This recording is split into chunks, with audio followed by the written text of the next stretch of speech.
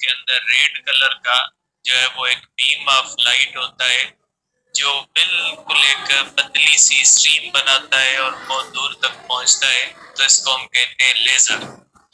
अब ये लेजर जो होता है ये क्या होता है या किस तरह से ऐसी लाइट बनती है, इसके बारे में हम डिस्कस करेंगे बेटा।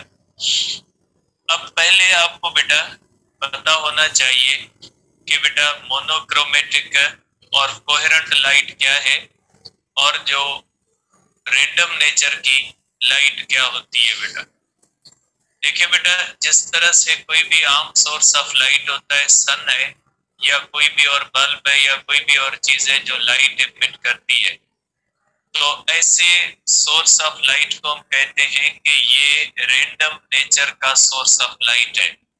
रैंडम नेचर के सोर्स ऑफ लाइट से एक किस्म की फ्रीक्वेंसी और वेवलेंथ वाली लाइट इमिट नहीं होती।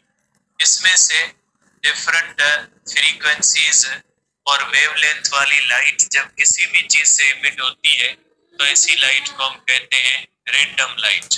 जैसे सन है, सन से जब लाइट इमिट होती है तो सिर्फ विजिबल जो लाइट इमिट होती है वो भी 400 नैनोमीटर से लेकर 700 नैनोमीटर तक होती है।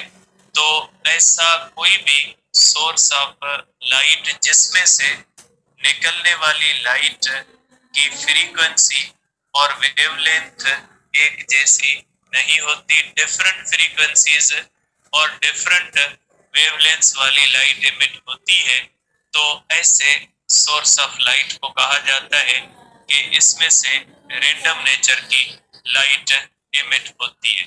तो आप इसको इस तरह भी कह सकते हैं बेटा।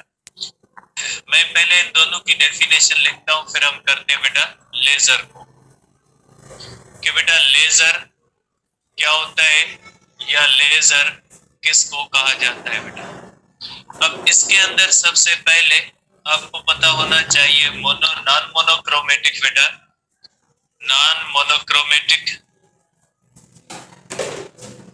और इनकोहेरेंट लाइट बेटा।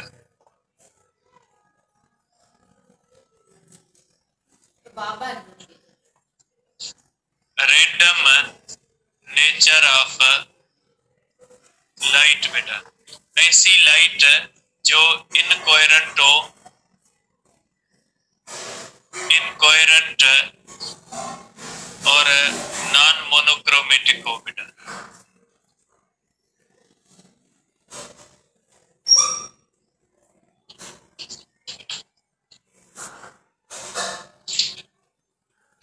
ठीक है बेटा। And changing phase difference, then source of light is called random source बेटा।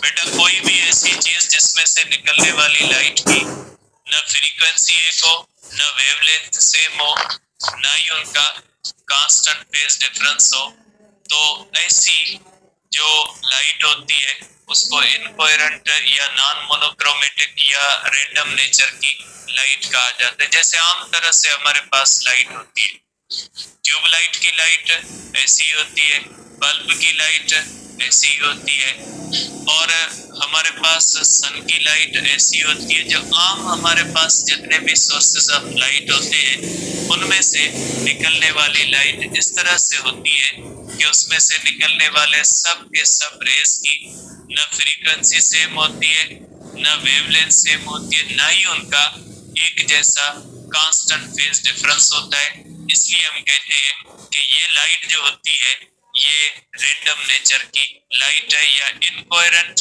या नॉन मोनोक्रोमेटिक लाइट होती है बेटा। ठीक है, तो आप इसको इस तरह से कह सकते हैं। अब दूसरी होती है बेटा ऐसी लाइट जिसको हम कहते हैं मोनोक्रोमेटिक कोहेरेंट बेटा। मोनोक्रोमेटिक और कोहेरेंट लाइट क्या होती है बेटा? मोनोक्रोमेटिक और कोहेरेंट लाइट का मकसद होता है बेटा इस तरह से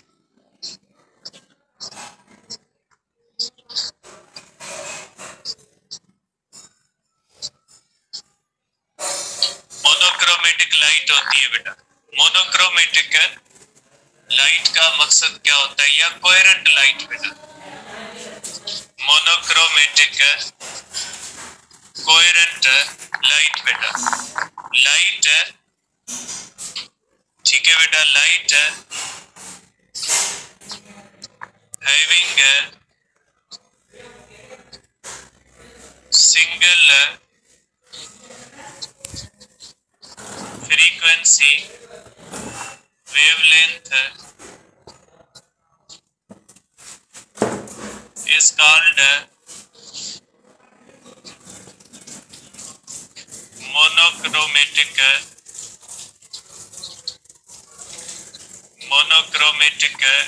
coherent light बेटा।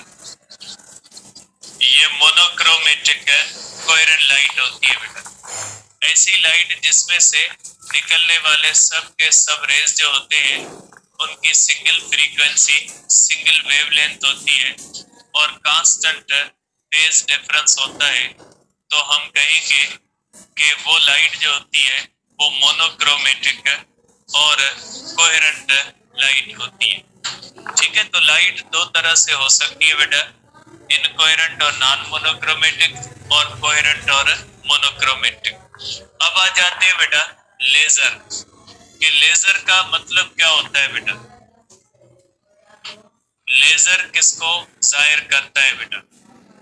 देखिए बेटा, लेजर जो होता है इसके अंदर एल्फ होता है बेटा लाइट के लिए। लाइट मींस बेटा विजिबल लाइट, क्योंकि आपको पता है बेटा लाइट माइक्रोवेव लाइट, इंफ्रारेड भी होती है, अल्ट्रावायलेट। यहाँ पे एल विजिबल लाइट का है बेटा। ये होता है बेटा एम्प्लीफिकेशन बेटा, लाइट एम्प्लीफिकेशन।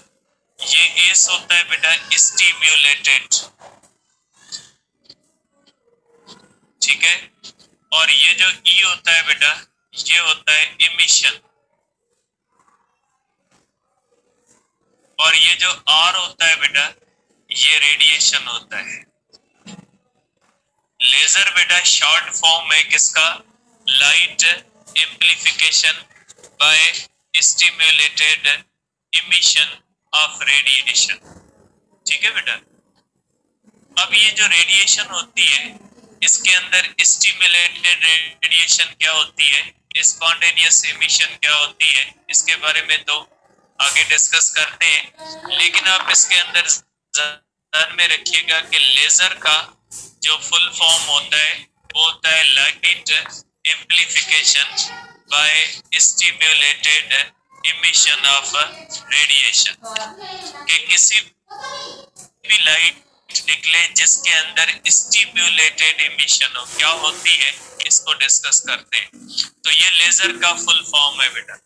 अब लेजर लाइट बेटा, लेजर लाइट जो होती है बेटा, लेजर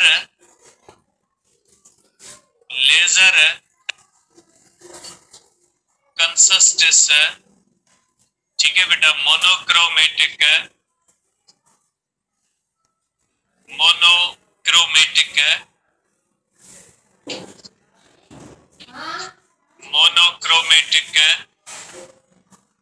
कोहेरेंट यूनिडायरेक्शनल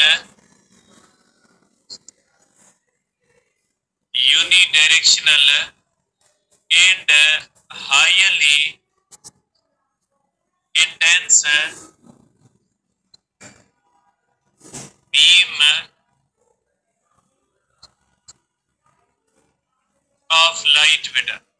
लेजर जो होता है इसके अंदर जो लाइट इमिट होती है बेटा, इसके अंदर मोनोक्रोमेटिक लाइट होती है, कोहेरेंट लाइट होती है, यूनिडायरेक्शनल लाइट होती है और इंताई इंटेंस बीम ऑफ लाइट होता है। आपने देखा है बेटा जो रेड कलर का लेजर होता है, एक तो वो यूनिडायरेक्शनल होता है, उसका एक ही डायरेक्शन होता है, इधर उधर उसमें से रेस फैलते नहीं है, और बहुत ज्यादा इंटेंस होता है।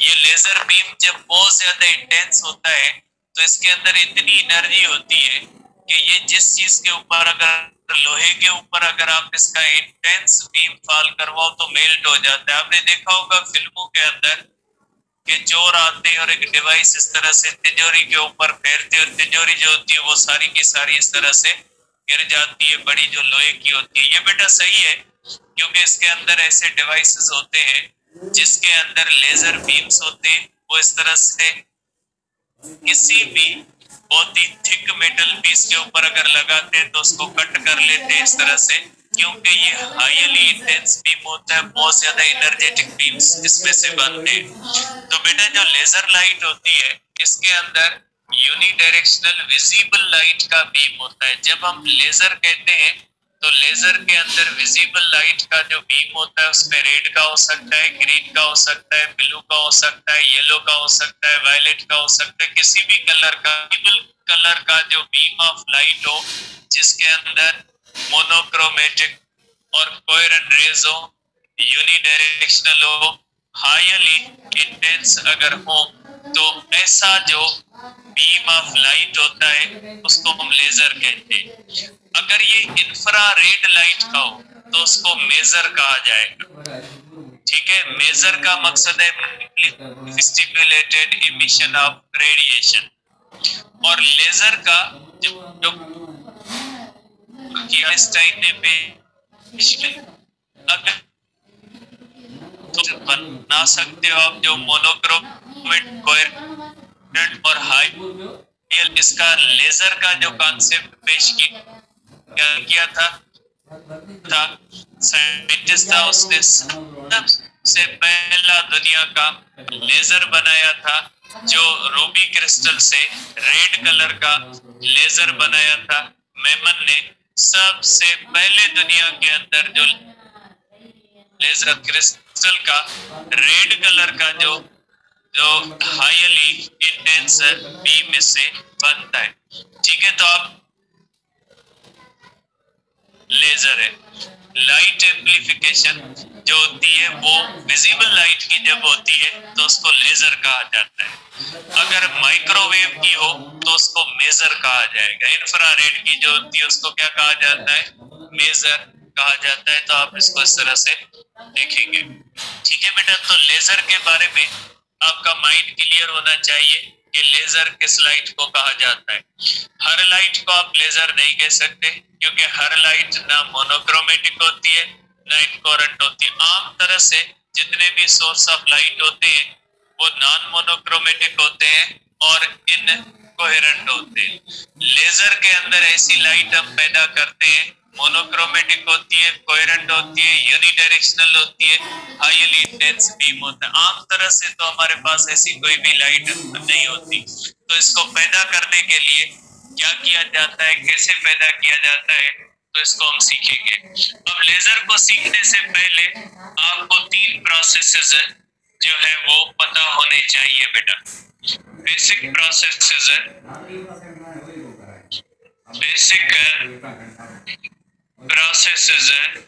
involved in लेजर बेटा। बुनियादी प्रोसेसेस लेजर के अंदर क्या होते हैं बेटा? पहला प्रोसेस होता है बेटा स्टिम्युलेटेड एब्जॉर्प्शन बेटा। स्टिम्युलेटेड एब्जॉर्प्शन या इंड्यूस्ड एब्जॉर्प्शन, ये किसको कहा जाता है बेटा?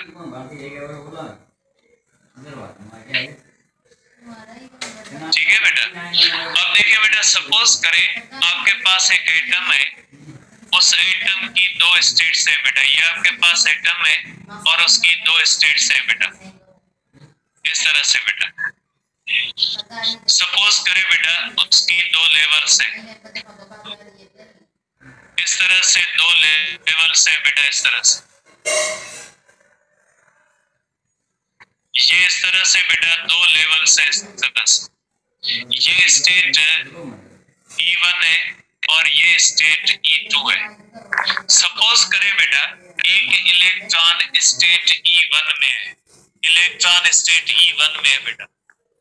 अब E1 स्टेट से जब आप एक्साइटेशन करते हैं, जैसे आपने नॉर्मल एक्साइटेशन पढ़ी है केमिस्ट्री वगैरह के अंदर, फिजिक्स के अंदर हम पढ़ते हैं कि अगर इस कोई भी इलेक्ट्रॉन लोअर स्टेट के अंदर है, उसको हायर स्टेट में ले जाने के प्रोसेस को हम क्या कहते हैं?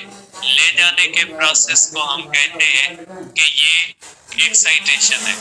और ये एक्साइटेशन करने के बहुत सारे तरीके हमने पढ़े हैं हाइड्रोजन के स्पेक्ट्रम के बाद एक्साइटेशन एनर्जी के अंदर। अब अगर किसी भी इलेक्ट्रॉन को हम अपनी तरफ से लोअर ऑर्बिट से हायर ऑर्बिट में ले जाएं, तो ऐसे प्रोसेस को कहा जाता है कि ये हमने इलेक्ट्रॉन को हम ले गए, इलेक्ट्रॉन खुद नहीं गया। जब किसी भी इलेक्ट्रॉन को लोअर ऑर्बिट से हम किसी तरीके से हायर ऑर्बिट में ले जाएं, तो ऐसी जो एक्साइटेशन होती है इसको इंड्यूस्ड एक्साइटेशन या स्टिम्युलेटेड, क्योंकि हमने इलेक्ट्रॉन को इंड्यूस किया है कि आप जाएं भाई हायर ऑर्बिट में, हमने उसको स्टिम्युलेट किया है कि भाई आप हायर स्टेट में जाएं। तो ये ऐसी एक्साइटेशन जिसके अंदर हम किसी भी इलेक्ट्रॉन को एक एनर्जी देके लोअर स्टेट से हायर में ले जाएं, तो इसको कहा जाता है स्टिम्युलेटेड एब्जॉर्प्शन। ठीक है, तो आप कहोगे कि excitation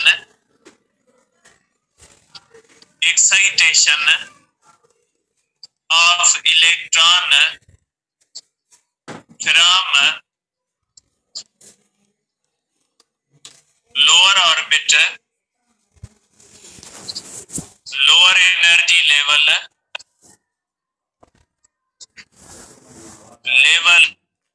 to higher energy level, to higher energy level is called excitation energy. बेटा excitation is called induced excitation.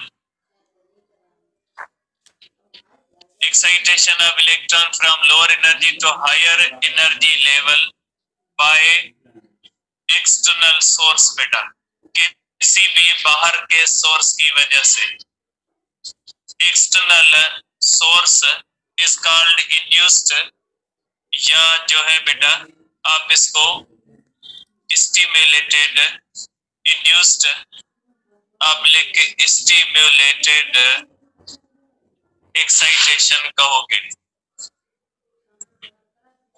ठीक है बेटा, इसको एक्साइटेशन इलेक्ट्रॉन इस प्रोसेस को जिसके अंदर इस तरह से ये इलेक्ट्रॉन जाएगा बेटा लोअर ऑर्बिट में हायर ऑर्बिट में बेटा इस तरह से, और इस फोटॉन की एनर्जी होनी चाहिए E2 माइनस E1, क्योंकि बेटा वही इलेक्ट्रॉन लोअर से हायर में करेगा बेटा।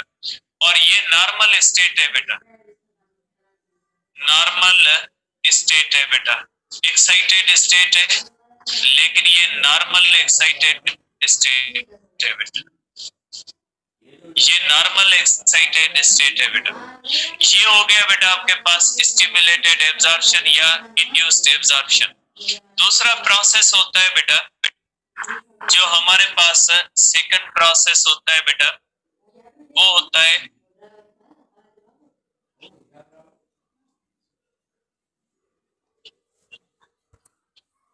स्पॉन्टेनियस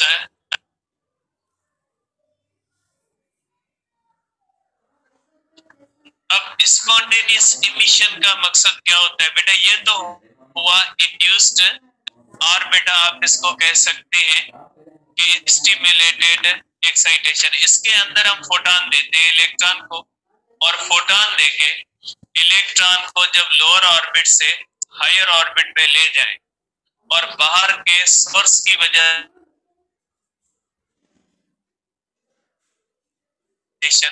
या स्टिम्युलेटेड एक्साइटेशन कहा जाता है। और इसके अंदर इलेक्ट्रॉन लोअर से हायर ऑर्बिट में खुद नहीं जाता, हम ले जाते हैं, वो मैंने लिख दिया। अब ये जो इलेक्ट्रॉन होता है एक्साइटेड स्टेट के अंदर नहीं रहता कि आप इसको लोअर स्टेट से हायर स्टेट में ले गए और आपने छोड़ दिया, इलेक्ट्रॉन वहीं पे रिवॉल्व करता रहेगा, ऐसा नहीं होता। इलेक्ट्रॉन के पास बेटा, इलेक्ट्रॉन के पास क्या होता है? इलेक्ट्रॉन के पास यहाँ पे सिर्फ एक मखसूस टाइम होता है जिसको लाइफ टाइम ऑफ स्टेट कहा जाता है। इलेक्ट्रॉन एक मखसूस टाइम तक हायर स्टेट में रहेगा, उसके बाद वो वापस खुद ब खुद अपनी ओरिजिनल स्टेट के अंदर आएगा, ग्राउंड स्टेट के अंदर आएगा। वो मखसूस टाइम जो कोई भी इलेक्ट्रॉन एक स्टेट के एक्साइटेड स्टेट के अंदर रहता है उसको कहा जाता है life time.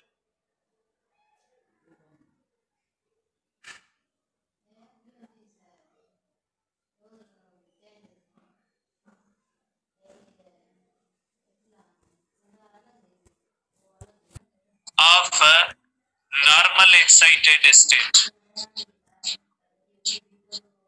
Excited state is 10 power minus 8 second. After this time, after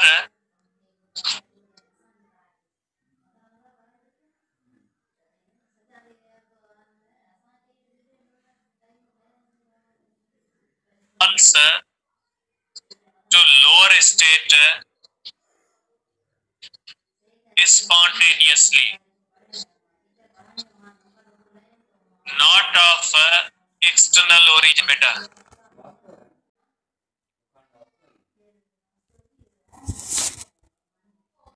में जो रे निकलेगा इसकी एनर्जी हो जाएगी E2 माइनस E1। क्यों बेटा? जाते हुए जितनी उसने एनर्जी गेन की थी वापस आते हुए उतनी एनर्जी लूज करेगा, क्योंकि स्टेट 1 की एनर्जी कम होती है, स्टेट 2 की एनर्जी ज्यादा है। तो ये जो फोटॉन इमिट होगा इसकी एनर्जी कितनी होती है? डिफरेंस ऑफ एनर्जी लेवल्स होता है, आपको भी पता है। लेकिन ये जो इलेक्ट्रॉन वापस गिरा है ये अपनी मर्जी से गिरा है, ये हमने नहीं गिराया, ये अपनी खुद ब खुद वो अपना एक लाइफ टाइम खत्म होने के बाद गिरता है। तो ऐसी मिशन जिसके अंदर इलेक्ट्रॉन हायर स्टेट से लोअर स्टेट के अंदर गिरे और वो खुद ब खुद गिरे, उसको कोई नहीं गिराए, तो इस तरह से जो ये इस तरह से बेटा ये जो फोटॉन इमिट होगा इसको स्पॉन्टेनियस इमिशन कहा जाता है। हाइड्रोजन के अंदर जो स्पेक्ट्रम बनता है ना बेटा, ये स्पॉन्टेनियस इमिशन होती है। हाइड्रोजन को जब हम डिस्चार्ज ट्यूब के अंदर रख के उससे कैथोड रेज पास करवाते हैं, कैथोड रेज की वजह से वो इलेक्ट्रॉन एक्साइट होते हैं। कौन सा प्रोसेस होता है? स्टिम्युलेटेड होता है, क्योंकि हमने कैथोड रेज दिए, वो खुद तो नहीं गए ना। तो ये स्टिम्युलेटेड एब्जॉर्प्शन होती है। स्टिम्युलेटेड एब्जॉर्प्शन की वजह से इलेक्ट्रॉन हायर स्टेट में जाता है। हायर स्टेट में वो अपना लाइफ टाइम पूरा करने के बाद वापस गिरता है। जिसको हमने नहीं गिराया वो खुद गिरा है, तो इसको क्या कहा जाता है? इसको कहा जाता है स्पॉन्टेनियस इमिशन, क्योंकि वापस गिरते हुए उसमें से इलेक्ट्रॉन इमिट होता है। अब आ जाते हैं तीसरे प्रोसेस में। तीसरा प्रोसेस क्या होता है? तीसरा प्रोसेस होता है stimulated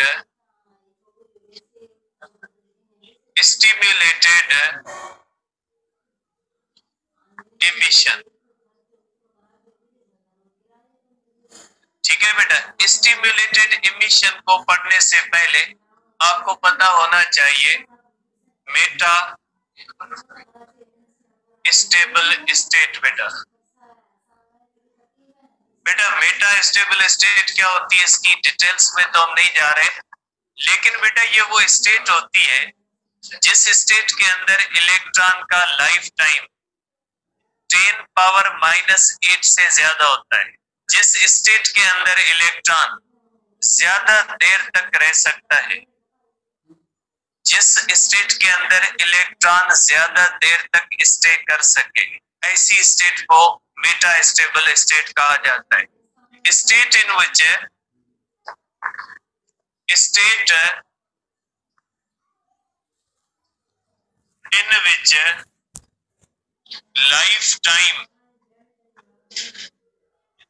lifetime of state is much more than normal lifetime of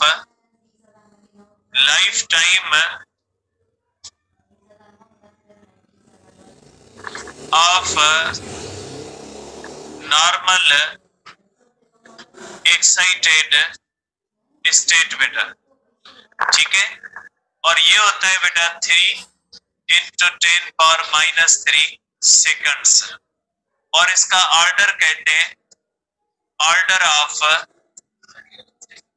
10⁻³ second बेटा। ऑर्डर सिर्फ पावर होता है, ऑर्डर जो है बेटा कि किसी भी चीज का ऑर्डर जब हम कहते हैं तो ये कोएफिशिएंट नहीं देते और सामने सिर्फ पावर देते हैं। तो बेटा एक ऐसी स्टेट होती है जिस स्टेट के अंदर इलेक्ट्रॉन का लाइफ टाइम 10⁻³ सेकंड होता है। तो ऐसी स्टेट को हम क्या कहते हैं? ऐसी स्टेट को हम कहते हैं कि ये मेटा स्टेबल स्टेट होती है। अब मेटा स्टेबल स्टेट के अंदर जब इलेक्ट्रॉन होता है तो आप एक और प्रोसेस कर सकते हैं जो नॉर्मल स्टेट के अंदर नहीं कर सकते। नॉर्मल स्टेट के अंदर इलेक्ट्रॉन के पास इतना छोटा टाइम होता है कि वो खुद ब खुद गिर जाता है। आप ये जो अभी मैं प्रोसेस बताने जा रहा हूं ये नहीं कर सकते नॉर्मल एक्साइटेड स्टेट के अंदर, ठीक है।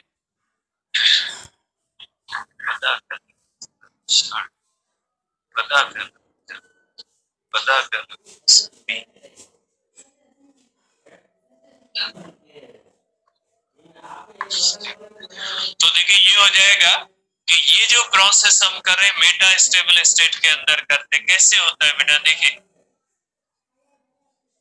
देखो प्रिंट जो, तो देखिए बेटा आप इस तरह से कर सकते हैं। बेटा थोड़ा इसको समझिएगा, ये नया प्रोसेस है। बेटा सपोज करें ये हमारे पास E1 है ग्राउंड स्टेट, ये आप सपोज करें E2 है, लेकिन अब ये E2 जो है ये मेटा स्टेबल स्टेट है बेटा, ये मेटा स्टेबल स्टेट है बेटा। और मेटा स्टेबल स्टेट के अंदर टाइम कितना होता है बेटा 10⁻³ सेकंड। 3 आगे लिखने की जरूरत ही नहीं है, ठीक। अब देखिए, अब ध्यान से देखिएगा बेटा, देखिए इलेक्ट्रॉन यहाँ पे मौजूद है, ठीक, और यहाँ पे इलेक्ट्रॉन का टाइम कितना है 3 × 10⁻³ सेकंड, ठीक है। ये होता है लाइफ टाइम। अब अगर बेटा इलेक्ट्रॉन कहाँ पे, ध्यान से तवज्जो से, इलेक्ट्रॉन कहाँ पे सेकंड स्टेट पे, ठीक। अब सेकंड स्टेट पे इलेक्ट्रॉन है, आपने इसको एनर्जी दी E2 - E1। अब क्या होगा, ठीक है। अब क्या होगा इसका बेटा, देखें आप इसको देखें, यहां पे आपने एनर्जी दी E2 - E1, लेकिन ये इलेक्ट्रॉन उस वक्त कहां पे था, फर्स्ट ऑर्बिट में, ये चला गया सेकंड में, ठीक। अब ये ऑर्बिट है ही 2 में, अब यहाँ पे तो ये 2 में है, चाहे एक्साइटेड स्टेट हो, लेकिन सॉरी मेटा स्टेट है तो सेकंड ना, ठीक। अब इलेक्ट्रॉन क्या करेगा, अब आपके माइंड में क्या होता है बेटा, आपके माइंड में ये होता है कि एक्साइटेशन के अंदर इलेक्ट्रॉन हमेशा ऊपर जाता है। नहीं बेटा ये कॉन्सेप्ट नहीं होता। एक्साइटेशन का मतलब है इलेक्ट्रॉन अपना ऑर्बिट छोड़ दे, इलेक्ट्रॉन अपना ऑर्बिट छोड़ दे फिर आप कहेंगे एक्साइट हो गया। अब जब फर्स्ट स्टेट में था आपने उसको E2 - E1 दी तो वो सेकंड में चला गया, लेकिन जब वो सेकंड में है उसको आपने E2 - E1 दिया तो वो फर्स्ट में आएगा। तो रिवर्स प्रोसेस होगा, ऐसा नहीं होगा कि इलेक्ट्रॉन जो होता है वो एक्साइटेशन में सिर्फ ऊपर जाता है, इलेक्ट्रॉन वापस भी आता है, ठीक। अब क्या होगा बेटा, ध्यान से देखिएगा, अब यहाँ पे क्या होगा बेटा, ध्यान से देखिएगा। अब ये इलेक्ट्रॉन नीचे गिरेगा, इलेक्ट्रॉन नीचे गिरेगा, लेकिन ये खुद तो नहीं गिरा। जैसे इस प्रोसेस के अंदर क्या हुआ, इसके अंदर इलेक्ट्रॉन खुद गिरा है और इसने सिर्फ एक फोटॉन इमिट किया। क्यों एक फोटॉन इमिट किया? क्योंकि यहाँ पे जाते हुए उसने एब्जॉर्ब किया था। अब देखिए ये कौन सा प्रोसेस है, ये खुद इलेक्ट्रॉन नहीं गिरा, इसको हमने गिराया है। ठीक है, जब हमने इसको गिराया है तो ये 2 फोटॉन इमिट करेगा। 2 फोटॉन क्यों इमिट करेगा बेटा? और दोनों फोटॉन की एनर्जी होगी E2 माइनस E1। और ये दोनों फोटॉन जो होंगे ये मोनोक्रोमेटिक भी होंगे, ये मोनोक्रोमेटिक भी होंगे और ये कोहेरेंट भी होंगे। क्यों बेटा? अब यहाँ पे 2 फोटॉन कहां से आया? हमने तो एक दिया बेटा। देखें, एक वो फोटॉन जो यहाँ से, जाहिर सी बात है इलेक्ट्रॉन गया होगा ना, इलेक्ट्रॉन जाते हुए इसने एक फोटॉन एब्जॉर्ब किया होगा जिसकी एनर्जी E2 माइनस E1 है। एक वो फोटॉन जो इसने जाते हुए एब्जॉर्ब किया, एक वो फोटॉन जो इसने यहाँ पे एब्जॉर्ब किया। अब इसके पास 2 फोटॉन हो गए तो गिरेगा तो दोनों फोटॉन वापस देगा ना। एक वो फोटॉन जो यहाँ पे एब्जॉर्ब किया, एक वो फोटॉन जो ये एब्जॉर्ब किया। एक वो फोटॉन जो एब्जॉर्ब करने के बाद ये नीचे गिरा है, तो ये जो दोनों फोटॉन होंगे इनकी एनर्जी कितनी होगी? E2 minus E1। और ये दोनों फोटॉन एक ही इलेक्ट्रॉन से निकलेंगे, दोनों मोनोक्रोमेटिक भी होंगे और कोहेरेंट भी होंगे। ठीक है, और इस प्रोसेस को कहा जाता है स्टिम्युलेटेड इमिशन, क्योंकि इसके अंदर ये जो दूसरा फोटॉन है ये हमने ऊपर से इसको गिरा के लिया है। ये फोटॉन इसने खुद ब खुद नहीं, अगर हम यहाँ पे E2 माइनस E1 नहीं देते तो यहाँ पे तो फोटॉन एक ही हो जाना था ना, और ये तो अपने टाइम के बाद गिरता। लेकिन इसको हमने गिराया है। जब हम मेटा स्टेबल स्टेट के अंदर एक फोटॉन देके उस इलेक्ट्रॉन को गिराते हैं, तो ये जो हम उसको गिराते हैं ये स्पॉन्टेनियस इमिशन नहीं है, ये स्टिम्युलेटेड इमिशन है, क्योंकि हमने गिराया इसको। और ये प्रोसेस हर स्टेट के अंदर नहीं होता, ये सिर्फ किसके अंदर होता है? मेटा स्टेबल स्टेट के अंदर होता है। तो बेटा आज के लिए इतना ही काफी है। कल डिस्कस करेंगे लेजर प्रिंसिपल को, लेजर कैसे बनता है। आज हमने क्या डिस्कस किया? हमने ये डिस्कस किया लेजर कहा किसको जा। बता देता हूं बेटा कि एटम के अंदर एक ऐसा प्रोसेस होता है जिसको कहा जाता है स्टिम्युलेटेड एब्जॉर्प्शन, इंड्यूस्ड एब्जॉर्प्शन। इसके अंदर क्या होता है? इलेक्ट्रॉन को अगर हम बाहर से एक फोटॉन देके लोअर स्टेट से हायर स्टेट में ले जाएं, उसको स्टिम्युलेटेड या इंड्यूस्ड एब्जॉर्प्शन कहा जाता है। और ये इलेक्ट्रॉन हायर स्टेट से एक मखसूस टाइम के बाद अपनी मर्जी से जब वापस अपने ओरिजिनल ऑर्बिट में गिरे, उसको स्पॉन्टेनियस इमिशन कहा जाता है। लेकिन अगर हम इसको एक्साइटेशन स्टेट से वो अपनी मर्जी से न गिरे, हम उसको गिराएं, तो ऐसे प्रोसेस को क्या कहा जाता है? ऐसे प्रोसेस को कहा जाता है स्टिम्युलेटेड या इंड्यूस्ड इमिशन। स्टिम्युलेटेड या इंड्यूस्ड जो इमिशन होती है, इसके अंदर क्या होता है कि 2 फोटॉन इमिट होते हैं, मोनोक्रोमेटिक भी होते हैं, कोहेरेंट भी होते हैं। ठीक है, कल आगे डिस्कस करेंगे।